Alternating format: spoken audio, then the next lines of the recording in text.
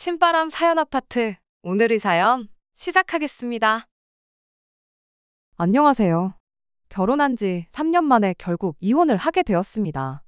주변 사람들은 그 꼴을 3년이나 두고 보고 이혼을 했냐며 뭐라고 하는데, 남편은 시아버지 돌아가신 지 얼마나 되었다고 이혼 이야기를 꺼내냐며 저보고 피도 눈물도 없는 여자라고 뭐라 하네요. 여러분들께서 제 이야기 한번 들어보시고 정말 제가 피도 눈물도 없는 사람인지 한번 알려주세요. 남편과는 연애 결혼을 했습니다. 그렇게 짧은 연애도 아니었기에 결혼식을 올리면서까지도 저는 남편과의 행복한 미래만 그리고 있었어요. 이혼이라는 말은 상상도 못할 만큼 연애하는 내내 저한테 진심으로 다정하기만 한 사람이었죠. 결혼하고 나서도 저에게 잘하는 건 연애할 때와 여전했어요. 하지만 시자들, 그러니까 자기 가족들과의 우선순위를 두자면 제가 늘 뒷전이었습니다. 아무튼 남편과 연애를 시작할 당시 저는 세무회계사무소에서 일을 하고 있었습니다. 남편은 저희 회사와 계약 관계에 있던 회사의 직원이었고요. 일 관련해서 메일을 주고받던 중 제 실수로 중요한 자료가 한번 누락이 되었던 적이 있었는데, 그걸 바로잡는 과정에서 남편과 메일을 주거니 받거니 하다가 남편을 실제로 만나게 되었습니다. 아무래도 제 실수 때문에 일어난 일이었다 보니 걱정이었는데, 남편이 중간에서 일을 잘 해결해 주어서 덕분에 책임 소재로까지는 번지지 않았고 좋게 좋게 잘 넘어가게 되었어요. 고마운 마음에 제가 남편한테 밥 한 번 샀는데, 남자가 얻어먹고 가만히 있으면 쓰겠냐며 또 자연스럽게 다음 만남을 갖게 되었고, 그런 식으로 몇 번 서로 주거니 받거니 만나다가 결국 연애를 시작하게 되었습니다. 그렇게 연애 1년 반을 하고 결혼까지 하게 되었고요. 연애를 시작하고 말해준 사실인데, 사실 남편이 처음 저희 사무소에 찾아온 게 일 처리를 뭐 이따위로 하느냐고 저한테 한마디 하려고 찾아왔던 거였답니다. 그런데 그때 저를 보고 첫눈에 반했다나 어쨌다나 싫은 소리는커녕 오히려 자기가 발벗고 나서서 일을 해결해 어떻게든 저랑 식사 자리 한번 만들어 봐야겠다, 그런 생각밖에 안 들었었대요. 결혼할 때 다른 조건도 중요하지만 저를 좋아해 주는 것만큼 중요한 게 또 어디 있었겠나요? 그만큼 결혼 전부터 애정 공세를 펼치던 남편이었기에 저의 결혼 생활 또한 순탄할 거라 생각했습니다. 그런데 너무 한 가지만 보고 다른 걸 안 봤었나 봐요. 저를 좋아하는 마음보다 더 큰 게 있다면 저는 언제고 두 번째가 될 수도 있다는 사실은 생각도 못하고 저한테 잘하는 남편 하나만 보고 덜컥 결혼을 하게 되었습니다. 신혼 때야 말할 것도 없이 좋은 시간, 좋은 추억밖에 없었는데 결혼한 지 얼마 지나지 않아서 하나둘씩 일이 터지기 시작했어요. 그중 가장 큰 지분을 차지했던 건 시어머니와 아주버님 두 사람이었습니다. 남편 위로 나이차가 조금 나는 아직도 결혼을 못한 아주버님이 있어요. 솔직히 이혼했지만 내 남편이라서 편드는 게 아니고 아주버님이 정말 변변찮은 사람이었어요. 시어머니가 조금 유난스러운 부분이 있던 건 결혼 전부터 알고 있었어요. 특히 아주버님이라는 사람에 있어서는 그 도가 지나칠 정도였지요. 하지만 저는 그런 부분은 개의치 않았습니다.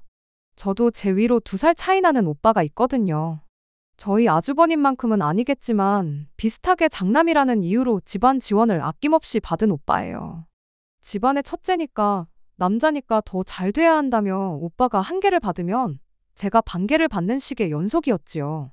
그러니 저도 어느 정도 장남인 아주버님이 집안 지원을 더 많이 받아야 한다는 사실에 대해서 크게 신경 쓰지 않았던 것 같아요.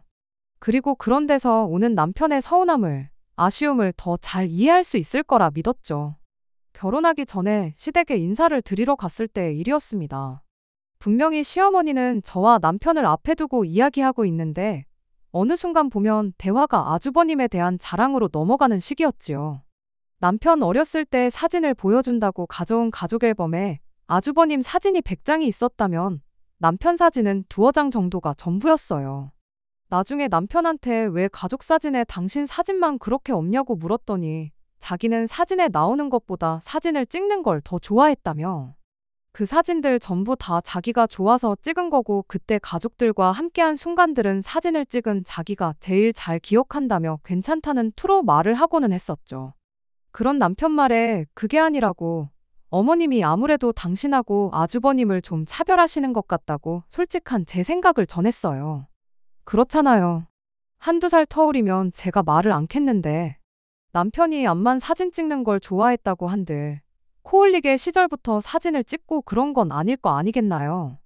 우리 또래면 못해도 유치원 때 장기자랑 하는 사진이라도 한두 장 있을 법한데 그런 것조차 앨범에 하나 없는 것만 봐도 남편이 얼마나 아주버님에 비해 집에서 찬밥 대접을 받았는지는 안 봐도 알 수 있었죠. 저도 저희 집에서 오빠가 더 귀한 대접을 받았다고 했지만 그렇다고 해서 사진 한 장 없을 정도로 없는 자식 취급당한 것 아니었었거든요.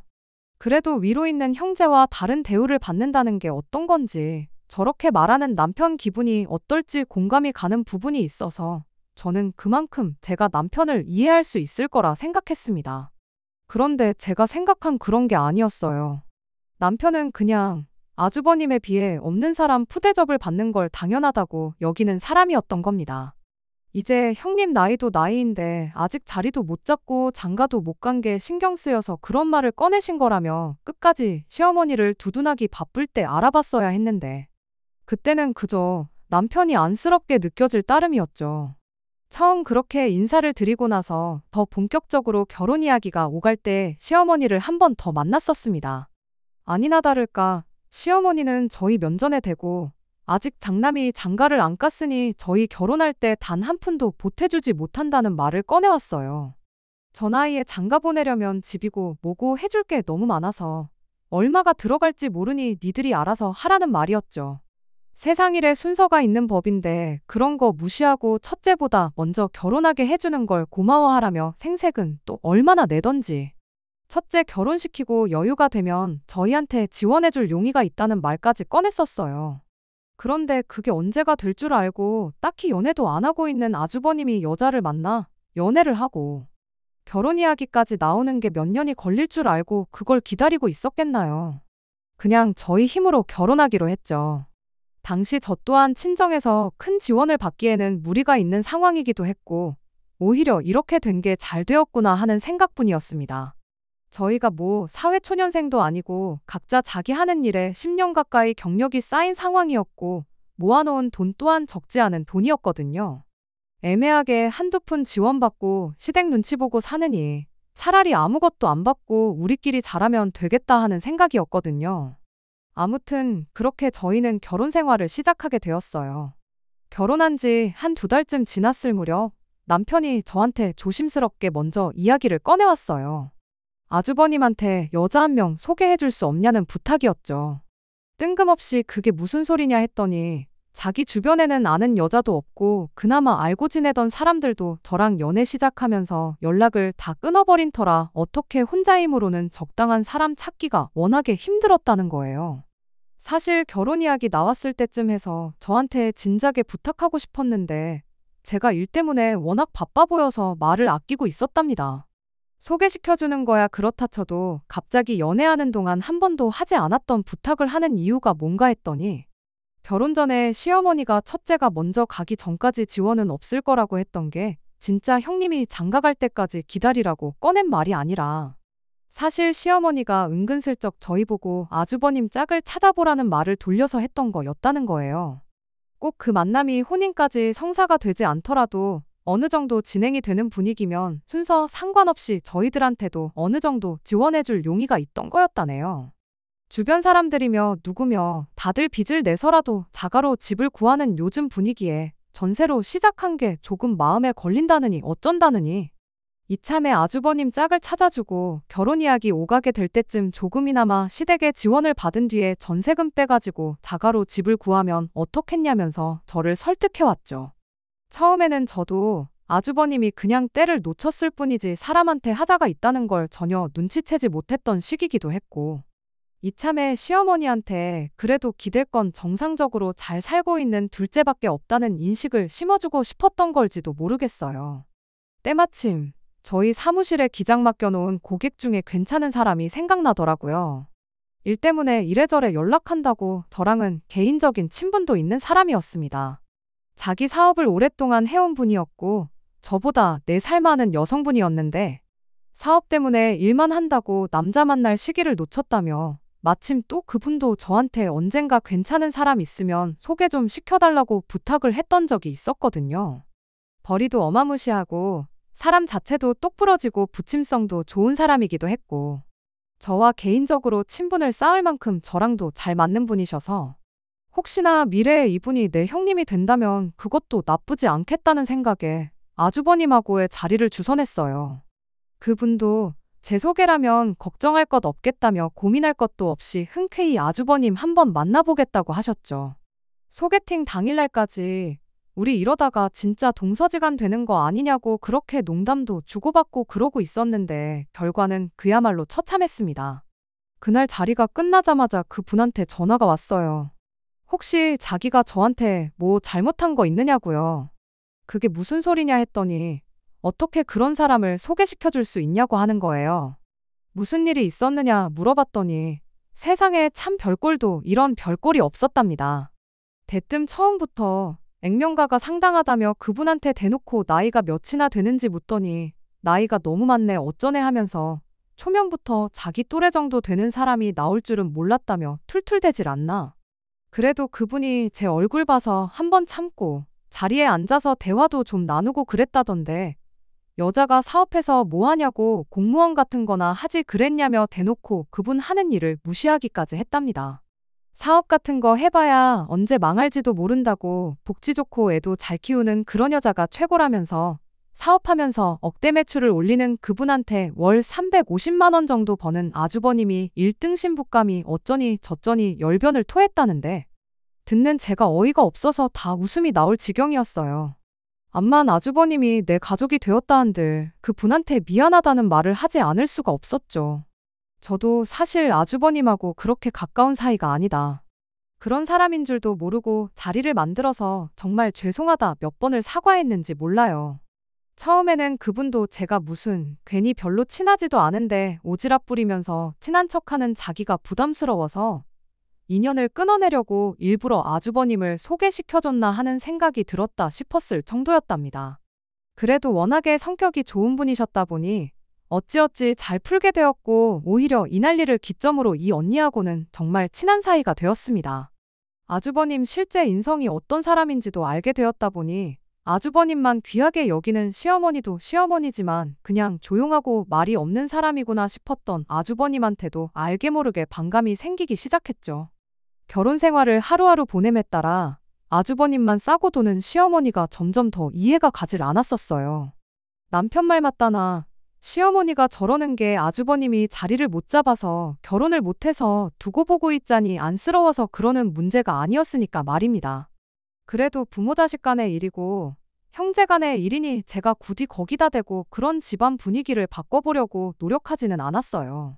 그저 저한테 피해가 가지 않는 선에서 시어머니가 어떤 자식을 더 챙기고 아끼던 그건 시댁 문제지 제 문제는 아니라고 생각하기로 했던 겁니다. 그런데 결혼하고 맞게 된 첫 명절인 추석 때 일이었어요. 새벽 일찍부터 시댁에 찾아가 명절 준비를 도왔습니다. 시아버지도 남편도 음식 준비하는 걸 발벗고 나서 도와줬다 보니 그렇게 불만이랄 건 없었어요. 그런데 아주버님이란 인간은 동생 내외가 새벽바람부터 찾아와 그렇게 고생하는데도 일손이나마 도울 생각은 안 하고 그저 연휴 시작했다고 전날 퍼마신 술이 안 깬다며 퍼질러 자는 게 집안 장남의 할 일이었습니다. 아주버님까지 나서서 일을 돕는다는 건 어차피 기대도 안 했던 일이었다 보니 사실 딱히 짜증날 것까지도 없었어요. 그냥 알면 알수록 더욱 더 한심한 사람이구나 그런 생각뿐이었죠.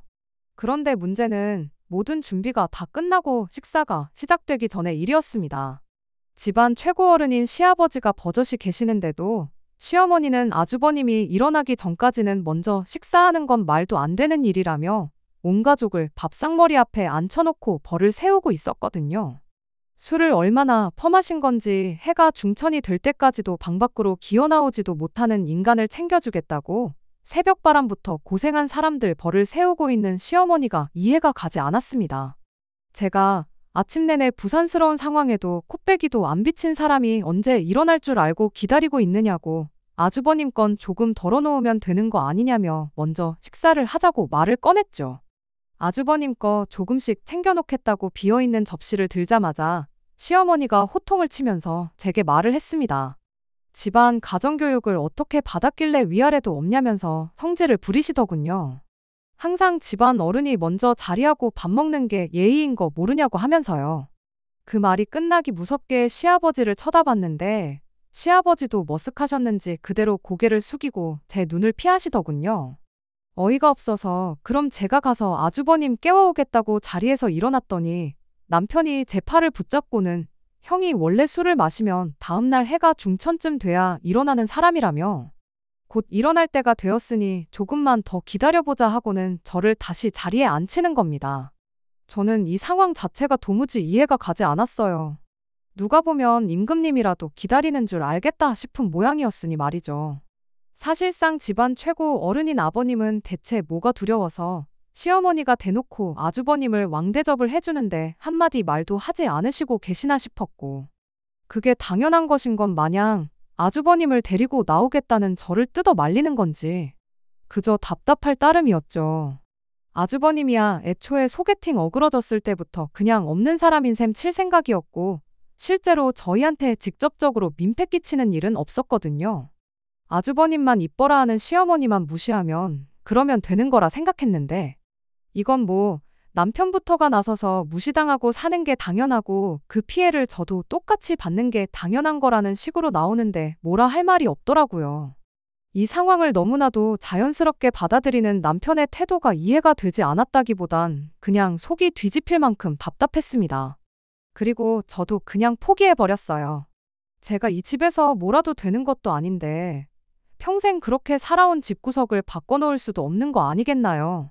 그래도 그동안은 나름 제가 남편이 바라지 않아도 알아서 시댁에 잘하고 했었는데 그렇게 시댁으로부터 마음을 놓아버린 이후로는 시댁을 대하는 태도도 달라지게 되었습니다.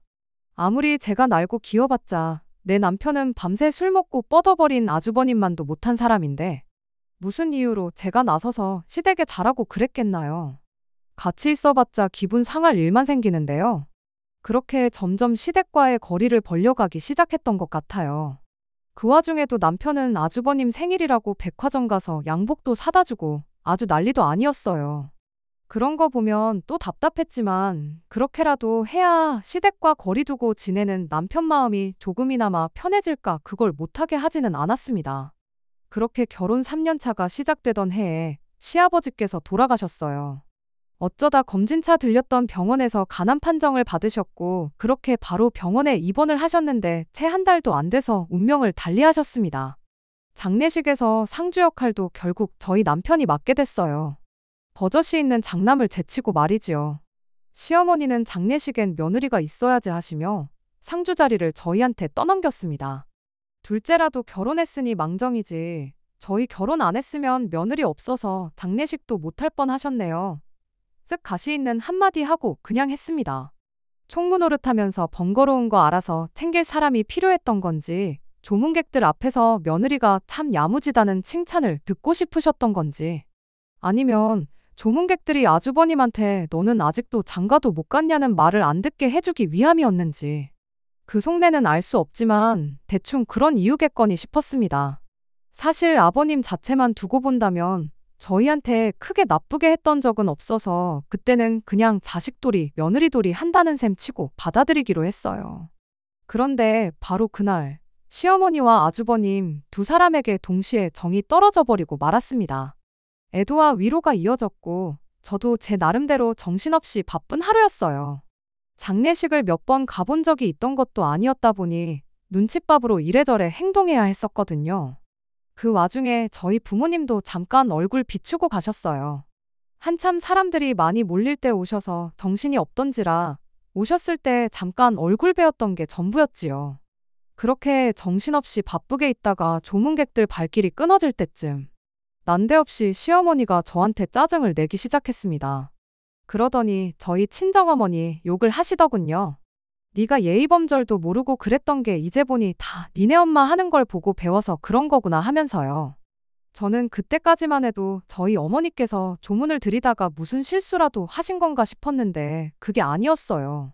대뜸 시어머니가 저희 어머니가 화장을 하고 왔다는 사실을 가지고 꼬투리를 잡더니 잔소리를 쏟아내기 시작했거든요. 사람이 죽었는데 화장을 할 정신머리가 어디 있어서 꾸미고 오냐고요. 여기가 뭐 미스코리아 선발 대회인 줄 아는 거냐? 아니면 뭐 대통령 선거라도 나가는 거냐 하면서 말입니다. 일부러 사람들 많이 몰릴 시간에 온 걸로 봐서 어떻게 손님들 관심 한번 끌어보려고 온 거 아니냐면서 사돈이면 사돈답게 차려오는 게 예의지 이게 무슨 꼴이냐며 입에 개거품을 무는데 순간 뭐라고 대답해야 할지 정말 말도 안 나오더라고요. 장례식장에서 돌아가신 분 앞에서 이런 말이 나올 수 있다는 게 정말 충격적이었고 반대로 이 상황에 시어머니한테 미쳤냐고 한마디 하다니 자리가 자리이니만큼 그런 말을 할 수가 없었어요. 그냥 애써 참았죠. 아버님이 그렇게 한순간에 돌아가셨으니 그 마음을 제가 어떻게 헤아릴 수 있겠냐고 스스로 몇 번을 말했는지 몰라요. 그냥 어디에라도 그 울분을 풀고 싶은데 마침 재수없게 저희 어머니가 눈에 들어왔던 거고 저희 어머니한테 화를 풀 수는 없으니 그걸 딸인 저한테 푸른 거구나. 그렇게 받아들이려고 했지요. 사실 그런 생각을 갖게 된 데에는 시어머니에 대한 안쓰러운 마음보다 그날 같이 자리에 있던 아주버님 때문이 더 컸어요. 상주 노릇이야 시어머니가 억지로 저희한테 떠넘겼다지만 그래도 다른 사람도 아니고 아버지 장례식이잖아요. 장남이라는 인간이 상주 역할은 동생한테 떠넘겨놓고는 장례식 느즈막히 친구들하고 나타나서는 자리를 지킬 생각은 안 하고 구석에 앉아서 친구들하고 술이나 퍼먹고 있었거든요.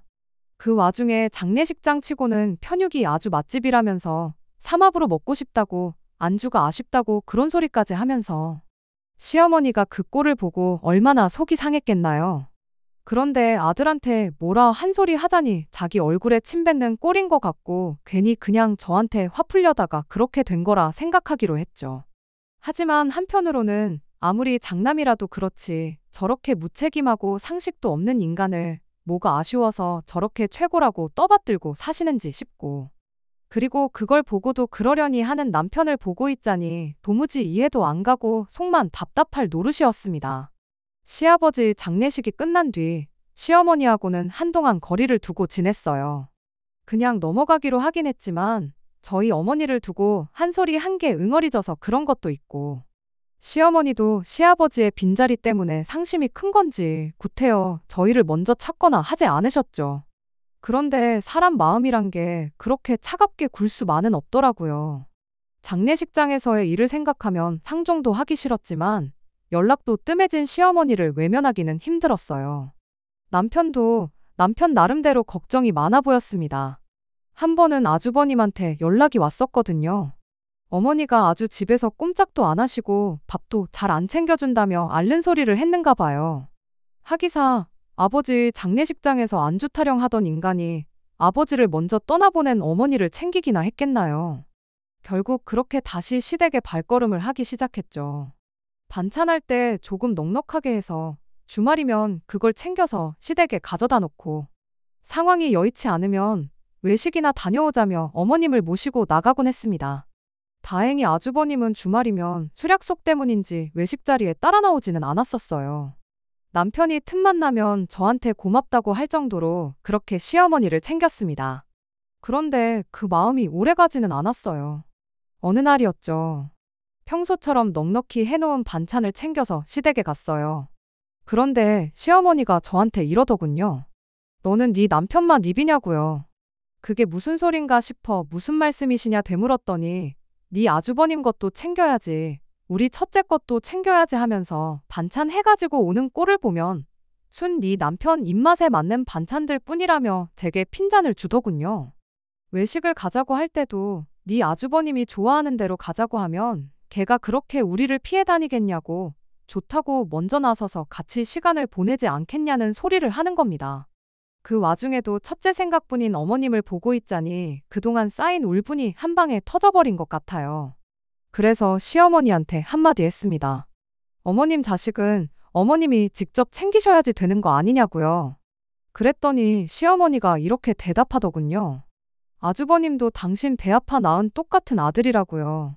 하도 어이가 없어서 그걸 제가 모르겠냐고. 그런데 제가 둘째 아들하고 결혼한 거지 아주버님하고 결혼한 건 아니지 않냐고. 그리고 아주버님이 결혼 못한 것도 제 잘못은 아니지 않느냐고요.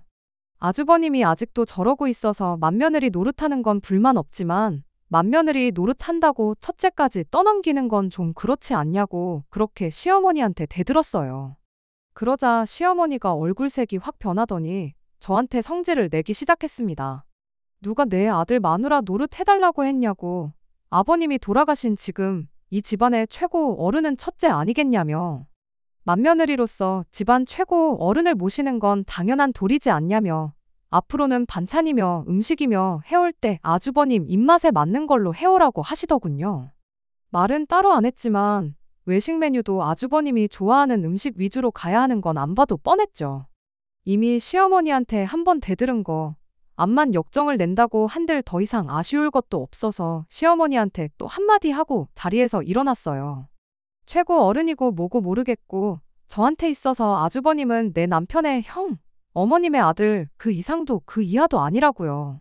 어떤 이유로든 내가 아주버님을 챙겨야 한다면 나는 이 집에 챙겨야 할 사람이 셋이나 된다고 그렇게는 못하겠고 그래야 한다면 그냥 며느리 노릇 그만하겠다. 그렇게 한마디 하고 자리에서 일어났습니다. 집에 돌아오는 길에도 정말 분이 풀리지 않아서 몸이 파르르 떨렸어요. 제가 뭐 1등 며느리 소리를 듣고 싶었던 것도 아니고 현모양처 소리를 듣고 싶었던 것도 아니고 그냥 내 남편의 가족이기에 제가 할 수 있는 최선을 다한 것뿐인데 제 노력이 모자라다고 말을 한다면 차라리 나았을 걸. 이젠 대놓고 아주버님을 떠받들어 모시고 살라니. 그렇게 살고 싶지는 않았습니다. 도대체 어디까지 요구를 들어줘야 이 집에서 제대로 된 사람 대접을 받을 수 있는 건지 감조차 오지 않았습니다. 항상 저한테 고맙다고 하던 남편도 제 기분이 안 좋은 걸 눈치챈 건지 한동안 저한테는 아무 말도 없었어요. 그렇게 저는 다시 시댁의 발길을 끊었죠. 남편이 이따금씩 아주버님을 통해 듣는 시댁 이야기 또한 귀에 들어오지 않았습니다. 암만 어른이라도 제가 먼저 나서서 숙이고 들어갈 생각도 없었어요. 그렇게 된다면 정말 아주버님을 집안 최고 어른으로 떠받들어 모시고 살게 될 판국이었으니까요. 그런데 그렇게 2달 정도 지나니 남편이 저한테 말을 꺼내오더군요. 그날 어머니한테 그렇게까지 할 필요 있었냐면서요.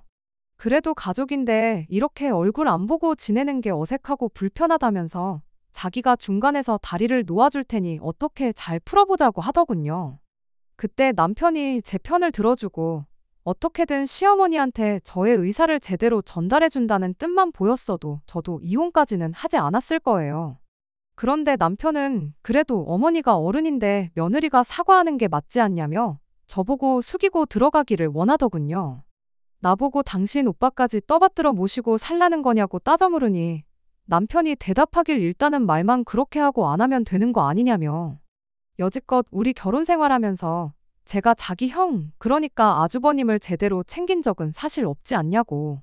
그냥 대충 사과만 하고 평소 지내던 대로 지내면 그만인 일 아니냐며 끝까지 저에게 시어머니 앞에 숙이고 들어가기를 강요했어요. 그 말의 순간 숨이 턱 막히더군요. 그 말 한마디에는 수많은 의미가 담겨 있는 거나 마찬가지였으니까요. 나한테는 너보다 내 어머니, 내 형이 더 소중하다. 엄마가 그러는 게 한두 번도 아닌데 며느리로서 네가 좀 이해해라. 따로 형을 챙겨준 적도 없으면서 너무 오버하지 말아라. 결국 이 모든 상황은 전부 제 탓이라는 말이잖아요. 답답해서 남편한테 정신 좀 차리라고 한마디 했어요. 그렇게 사과하게 만든다고 내가 어머님도 챙기고 아주버님도 챙기고 한다고 해서 어머님이 아주버님 대하듯 당신을 대해주겠냐고요. 그랬더니 남편이 어머니가 형을 더 챙기는 건 알고 있다고. 그런데 어쩌겠냐고. 형이 장남이고 우리 집은 아버지 살아계실 때도 훨씬 더 전부터도 그래왔다면서 자기는 이런 게 이미 익숙해서 아무런 문제가 없다는 겁니다. 형님이 좀 부족한 건 맞지만 우리가 볼 때나 한심스러운 거지. 부모 입장에서는 그게 얼마나 걱정스럽겠냐고 그 마음을 이해하라고. 그게 가족 아니겠냐고요. 말인즉슨 이게 우리 집 방식이고 나랑 결혼해서 우리 집 식구가 되었으면 그 방식을 저도 따라야 한다는 거예요. 그제서야 깨달았죠. 이 집구석의 문제도 문제지만 가장 큰 문제는 바로 내 남편한테 있었다는 걸요. 몇 년 늦게 태어났다고 차별받는 건 당연하다 여기는 사람. 가정이 생겼는데도 무시당하고 형을 위해 아내까지 희생시키는 게 맞다고 믿는 사람. 그런 인간 옆에서 있어야 할 이유가 하나도 떠오르지 않았습니다. 그 와중에 남편은 로마에 가면 로마 법을 따라야 한다는 소리 못 들어봤냐며 잘난 척 떠들더라고요. 그래서 남편한테 곧바로 한마디 해줬죠. 로마에 가면 로마 법을 따르라는 말을 배웠을 때 혹시 절이 싫으면 중이 떠난다는 말은 배운 적 없느냐고요. 그 말이 무슨 뜻인지 대번에 이해한 남편이 순간 입을 다물더군요. 그때 말 나온 김에 그냥 이혼을 했어야 했는데 대충 내 속뜻을 이해했을 거라 가볍게 넘긴 저의 실수였습니다. 몇 주 안 지나서 남편이 아예 아주버님을 집으로 데리고 왔거든요. 이 와중에 어머니까지 모시는 건 말도 안 되는 것 같고 일단 아주버님하고 같이 한 집에 살아보면 어떻겠냐는 거예요. 변변찮은 아주버님 때문에 이 사달이 난 걸 알지도 못하는 건지 이 상황을 전부 저와 시어머니의 갈등으로 생각하고 제가 아주버님을 떠받들어 모시고 살면 시어머니가 저를 달리 보고 이 갈등이 해결되리라 생각했던 거죠. 상의도 없이 이게 무슨 짓이냐고 따져 물었더니 남편이 이렇게 대답하더라고요. 가족 좋은 게 뭐냐고요.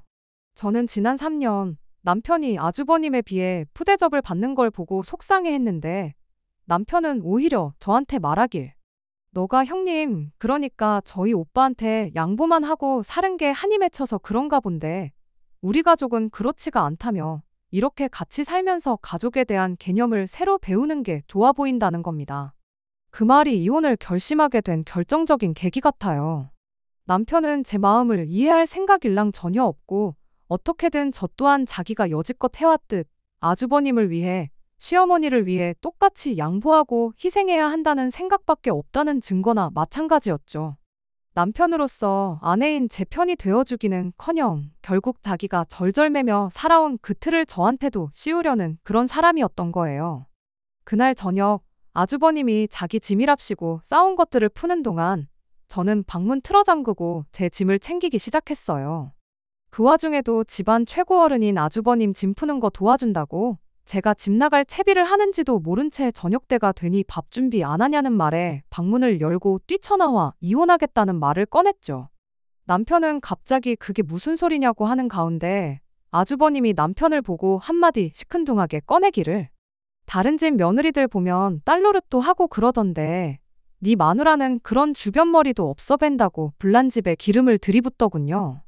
짐 싸면서도 우왕좌왕 이혼밖에는 답이 없다는 마음이 90, 그래도 이혼까지는 아니지 않나 하는 마음이 10이었다면 아주버님 그 말 한마디에 정말 이혼 말고는 다른 방법이 없구나 하는 확신이 생겼습니다. 그래서 남편과 아주버님을 향해 한마디 소리쳤죠. 똑같은 아들끼리한테도 이 정도인데 딸까지 있었으면 아주 안 봐도 뻔했겠다고. 나는 내 인생을 희생하면서까지 사람도 못 될 인간 쓰레기를 떠받들 생각은 없다고요. 그리고 딸 노릇 말 잘 꺼냈다고 아주버님한테 너는 장남 노릇 똑바로 하면서 그딴 소리를 꺼내냐고. 그리고 남편한테도 너는 남편 노릇 제대로 하고 있는 줄 알았냐고. 딸 노릇은 개 풀 뜯어 먹는 소리고 며느리 도리도 며느리 도리지. 이건 딸도 며느리도 아니고 종노릇 아니겠냐고. 내가 종살이 하려고 결혼한 줄 아느냐 한마디 쏘아붙이고 그렇게 그 길로 제 발로 집을 나와버렸습니다. 그 와중에 남편은 이혼하기는 싫었는지 쏜살같이 뛰어나와서 엘리베이터를 따라 타더라고요. 남편이 적잖이 당황한 건지 횡설수설하면서 저를 말리는데 남편도 자기가 무슨 말을 하는지 몰랐겠지만 저 또한 제 귀에 남편 말이 들리지 않았어요. 단지 이 한마디 엘리베이터 문이 열리는 순간 우리는 남이라고. 이 집구석에 다시는 발붙일 일 없으니 나 따라올 생각 말고 그 길로 집에 시어머니나 모시고 들어와 살라고 했습니다. 참 좋겠다고. 둘이나 모시고 살 수 있어서 정말 좋겠다고. 이혼하면서 내가 당신 소원 하나 이뤄주는 거나 마찬가지니 당신도 나 붙잡지 말고 살고 싶은 대로 살라 말하고 그렇게 집을 나왔습니다. 남편도 더는 안 되겠다 싶었던 건지 아파트 현관을 나서는 저를 더는 쫓아오지 않았고요. 이혼은 제 생각보다 빨리 정리되었어요. 결혼 준비한다고 이것저것 알아보고 한 것만 거의 반년인데 이혼은 그 절반도 안 되는 시간밖에 안 걸리더군요. 숙려기간이 끝나자마자 서류가 처리되었고 저희는 완전히 법적으로 남남이 되었습니다. 확인기일 날짜가 나와서 남편과 간만에 만나게 되었어요. 그때 쭈뼛거리면서 확인서가 나와도 이혼 신고만 안 하면 된다더라 하면서 이혼 과정에서 시어머니도 생각이 많이 바뀌셨고 아주버님도 사람이 변한 것 같다고 그냥 없던 일로 하고 이 사건들을 가슴에 묻고 그냥 살면 안 되겠냐고 저를 설득하려 들대요.